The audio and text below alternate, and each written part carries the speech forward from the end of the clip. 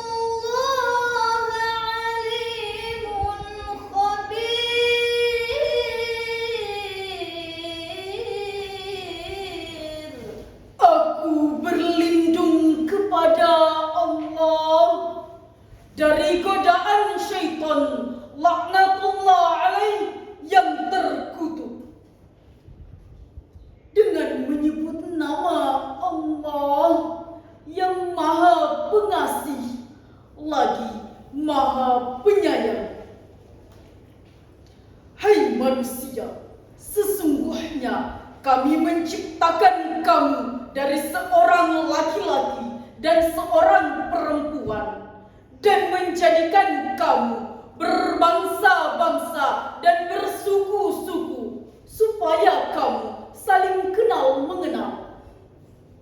Sesungguhnya orang yang paling bertakwa di antara kamu di sisi Allah ialah orang yang paling mulia di antara kamu.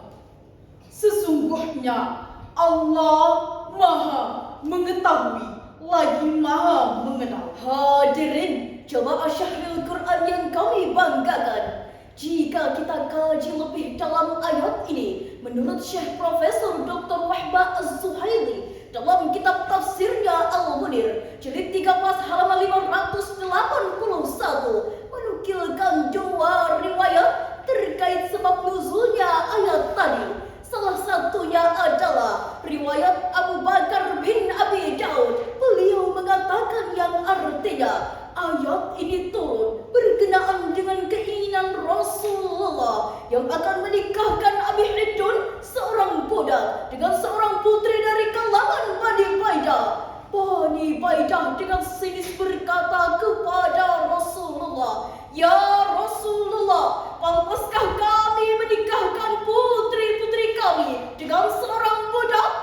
Belum sempat Rasul menjawab pada saat itu, malaikat Jibril turun menyampaikan wahyu surah Al-Hujurat ayat 13 yang pada ayat tersebut terdapat kalimat lita'arafu, agar kamu saling mengenal, yakni menjalin komunikasi dengan harmonis, menebarkan cinta kasih serta kasih sayang yang tidak pilih kasih.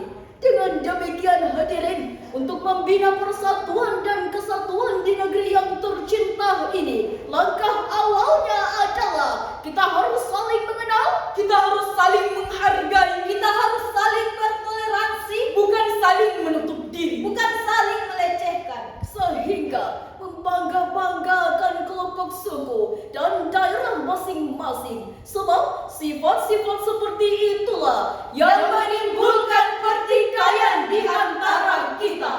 Hadirin, jika kita melihat dan memahami beberapa peristiwa yang akhir-akhir ini terjadi di tanah air berkaitan dengan isu keberagaman yang menguji rasa cinta kita terhadap tanah air, adanya penistaan agama, banyaknya peristiwa intoleransi, munculnya paham radikal yang mengancam keutuhan persatuan dan kesatuan bangsa, banyaknya berita-berita hoax yang memicu saling sindir antar golongan, saling nyinyir antar aliran, dan masih banyak peristiwa lainnya yang merupakan salah satu bentuk lemahnya wawasan dan implementasi keberagaman.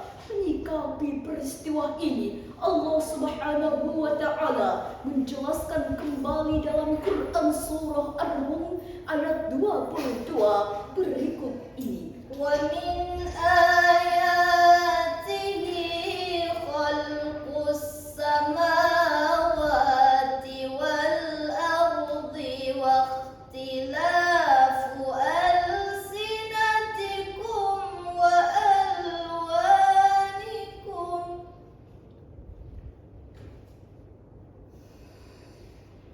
Inna fi dzalika laayatin lil 'alimin.